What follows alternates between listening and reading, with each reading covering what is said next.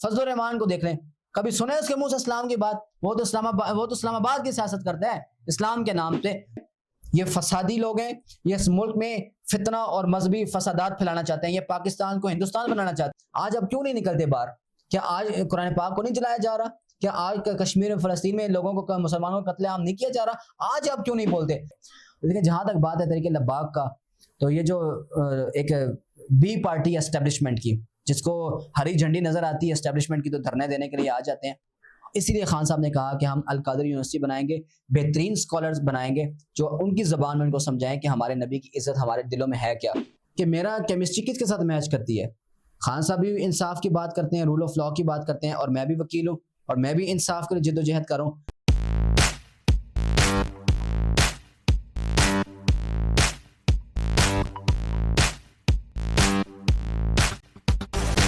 السلام علیکم, محمد حامد آپ کے خدمت میں حاضر ہوا ہوں. آپ دیکھ رہے ہیں میرا یوٹیوب چینل یور حامد. آج موجود ہوں زیان درانی کے پاس, جو کہ درانی ہاؤس میں ہی موجود ہیں ہم, اور آج ہمیں شکر الحمدللہ موقع ملا زیان درانی سے بات کرنے کے لیے.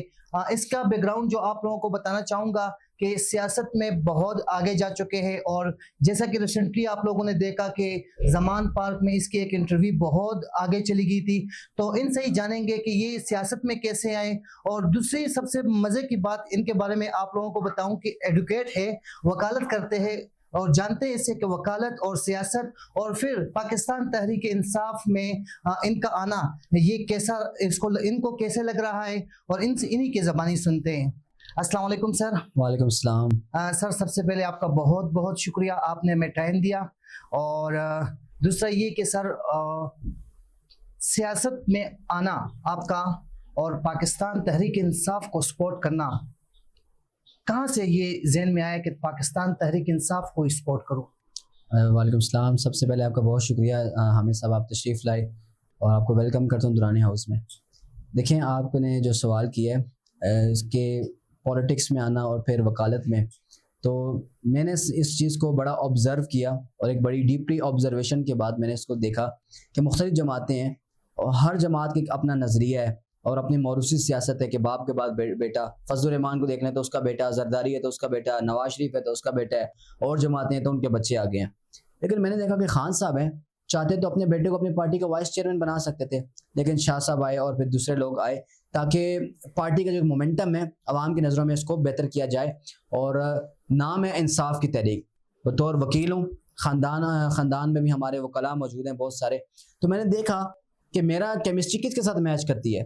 خان صاحب بھی انصاف کی بات کرتے ہیں, رول آف لاء کی بات کرتے ہیں, اور میں بھی وکیل ہوں اور میں بھی انصاف کے لیے جد و جہد کروں. تو میں نے اس چیز کو زیادہ بہتر سمجھا کہ میں اپنی سیاست کا آغاز جو ہے وکالت کے ساتھ تحریک انصاف کے ساتھ شروع کروں, کہ وہ لیڈر جو کہ اس ملک کے لیے مخلص ہے, جو کرکٹ کے میدان میں بھی رہا تو اس نے اس ملک کا نام روشن کیا ہے, اور اب سیاست میں بھی آیا تو اس نے بڑے بڑے فن خانوں کو اور بڑے بڑے مافیا کو پریشان کیا ہے. تو میری نظر میں اس وقت پاکستان تحریک انصاف سب سے بہترین جماعت تھی, اور میں اس بات پہ اللہ تعالیٰ کا شکر ادا کرتا ہوں کہ جو میں نے فیصلہ کیا کہ یہ بالکل بہترین فیصلہ ثابت ہوا, کہ جس جماعت کو میں نے چنا, منتخب کیا اپنے مستقبل کے لیے, اور آج وہ جماعت پاکستان کی نہیں بلکہ دنیا میں بہترین جماعت جانی جاتی ہے.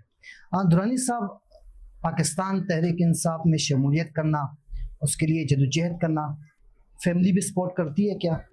جی بالکل, یہ فیملی کے ساتھ میرے پراپر کانورسیشن ہوا تھا, چونکہ ہم ایک ٹائم ہمارا پاکستان پیپلز پارٹی کے ساتھ بھی رہا ہے, بطور چیئرمین میری والدہ جس ٹائم تھی, تو میں نے ان سے مکمل ان سے بات چیت کی ہے کہ آیا ہمیں جانا چاہیے. تو انہوں نے کہا بالکل جانا چاہیے, جو شخص اس ملک کے لیے مخلص ہے, جو اپنا سب کچھ بیچ بچا کے پاکستان میں ہے, جس نے ہمیشہ پاکستان کا نام روشن کیا ہے, ہمیں بالکل اس جماعت میں شامل ہونا چاہیے. اور میں اپنی پوری خاندان کی, اپنا جو ہمارا دورانی خاندان ہے, تمام کے ساتھ مشورہ کر کے تمام کی سپورٹ کے ساتھ میں نے باقاعدہ تحریک انصاف کو جوائن کیا ہے. کیا کہتے ہیں کہ پاکستان تحریک انصاف میں آنا, جو آپ کی باتیں ہیں, لوگوں کو جو باتیں آپ کرتے ہیں, پاکستان تحریک انصاف کا سپورٹ کرتے ہیں, آنے والے الیکشن میں یا بلدیاتی الیکشن میں الیکشن لڑنے کا ارادہ رکھتے ہیں آپ؟ جی بالکل, مجھے علاقے کی عوام کا بڑا میں شکر گزار ہوں کہ انہوں نے مجھے بڑی عزت دی, ہمیشہ سپورٹ کیا, ہمارے جلسوں کو کامیاب کیا, اور میں اپنی یو سی کی طرف سے نامینیٹڈ جنرل سیکرٹری بھی ہوں, اور وائس چیئرمین کے لیے بھی انہوں نے مجھے نامینیٹ کیا ہے. تو انشاءاللہ اگر انہوں نے مجھے ذمہ داری دی ہے اور عوام, میرے حلقے کی عوام نے چاہا, تو میں ضرور بھرپور الیکشن میں حصہ لوں گا. درانی صاحب, بہت ضروری سوال, میں تو کہوں گا بہت ضروری سوال ہے. جب عمران خان کی حکومت تھی تو وہاں پہ فرانس کے طرف سے کچھ گستاخانہ خاکے بنے ہوئے تھے، کچھ ایسی ایکٹیویٹیز ہوتی جو ہمارے مسلمانوں کی دل آزاری اس سے ہوئی تھی. ٹی ایل پی والے اٹھے، انہوں نے کہا کہ ان کے سفیر کو باہر نکال دے، نہ نکالے. وجہ کیا تھی؟ دیکھیں فرانس کے نے جو مسئلہ کیا ہے، سب سے بڑی بات ہے کہ ان کو یہ سمجھانا چاہیے کہ وہ نان مسلم ہیں، کہ ان کو سمجھانا چاہیے کہ ہمارے دل میں ہمارے نبی کی عزت کیا ہے، ان کو نہیں پتا. اسی لیے خان صاحب نے کہا کہ ہم القادری یونیورسٹی بنائیں گے، بہترین اسکالرز بنائیں گے جو ان کی زبان میں ان کو سمجھائیں کہ ہمارے نبی کی عزت ہمارے دلوں میں ہے کیا. آپ کی جس طرح کی آپ خاکے بناتے ہیں، اس سے پاکستانی دنیا بھر کے مسلمانوں کی دل آزاری ہوتی ہے. لیکن جہاں تک بات ہے طریقے لباک کا، تو یہ جو ایک بی پارٹی اسٹیبلشمنٹ کی، جس کو ہری جھنڈی نظر آتی ہے اسٹیبلشمنٹ کی، تو دھرنے دینے کے لیے آ جاتے ہیں. ہم نے کہا تھا کہ پارلیمنٹ میں اس کو لے جائیں گے، سب بیٹھیں گے. دیکھیں ہم نے اپنے ملک کے معاشی مسائل کو بھی دیکھنا ہے. ہم ایک انتہائی غریب ملک ہیں، ہمارے بڑے سخت معاشی حالات ہیں. ہماری جو مصنوعات جو فرانس کی اور یورپین یونین میں جو ہماری مصنوعات جاتی ہیں، ہمیں وہاں پر GPS+ اسٹیٹس ملا ہوا ہے، اور فرانس اس کا جو ہے ہیڈ ہے.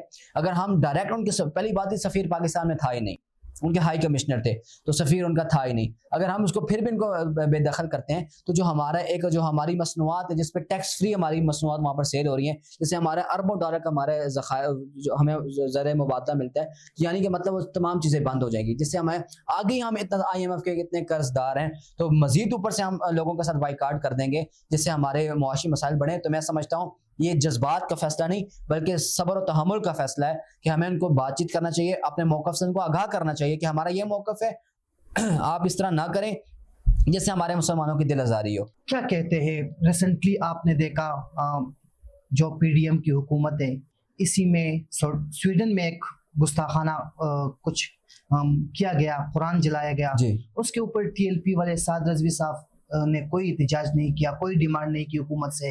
اس کے پیچھے کیا ہو سکتا ہے؟ دیکھیں یہ اس کے پیچھے ایک پراپر ان کی لابنگ ہے. وہ ان کو اسٹیبلشمنٹ نے اس کی طرف سے جب اشارہ ملتا ہے، میں بار بار متعدد بار کہہ چکا ہوں کہ ہمارے دور میں ان کو عشق رسول یاد آتا ہے کہ خان کی حکومت تھی تو کبھی فیض آباد بند کر رہے ہیں، کبھی لاہور بند کر رہے ہیں، تو پورے ملک میں افراتفری مچائی ہوئی ہے. جب پاکستان کی معیشت 6.5 پہ گروتھ کری تھی، آپ کے دھرنے نہیں ختم ہو رہے تھے. آج اب کیوں نہیں نکلتے باہر؟ کیا آج قرآن پاک کو نہیں جلایا جا رہا؟ کیا آج کشمیر میں فلسطین میں لوگوں کو مسلمانوں کا قتل عام نہیں کیا جا رہا؟ آج آپ کیوں نہیں بولتے؟ آپ نے اعلان کیا تھا کہ مہنگائی پہ ہم مارچ کریں، آپ نے کہا تھا کہ آپ جو ہے وہ رمضان سے پہلے مارچ کریں گے، پھر آپ نے کہا رمضان آ گیا، پھر اس پہ یو ٹرن لیا. ہمیں آپ یو ٹرن کے تانے دیتے ہیں، خود آپ نے کچھ 6 بار یو ٹرن لے چکے ہیں، اور ابھی آپ احتجاج. جب سپریم کورٹ نے اناؤنسمنٹ کر دیا کہ 14 مئی کو ہم فیصلہ کریں گے الیکشن کا آئین کے مطابق، اب دیکھا کہ تحریک انصاف نے بھی جو ہے سڑکوں پہ آنے کا اعلان کر دیا، تو اب انہوں نے تو بھی احتجاج یاد آ گیا.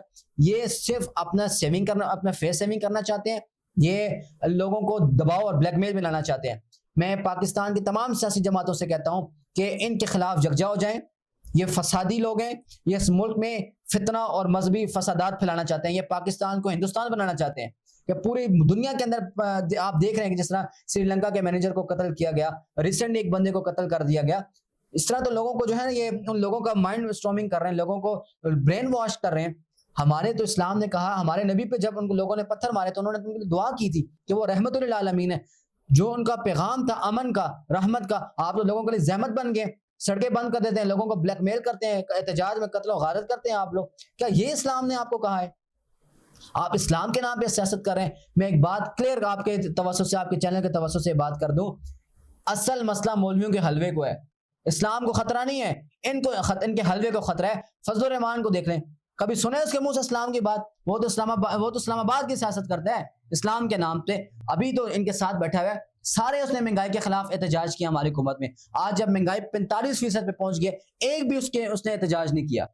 جس طرح بلاول پر ہمارے پاس کھانے کے ایک طرف یہ زرداری صاحب اور شہباز شریف صاحب کہتے ہیں کہ کھانے کے لیے زہر نہیں ہے، اور آپ پوری دنیا کے ٹرپ کریں، یہ آپ کے باپ کا پیسہ ہے؟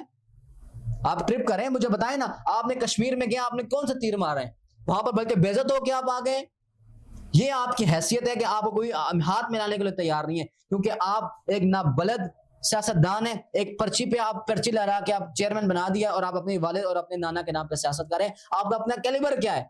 سندھ میں اگر وڈیرا کلچر ختم ہو تو آپ تو ایک UC کے الیکشن نہیں جیت سکتے. آپ کی تو حیثیت یہ ہے.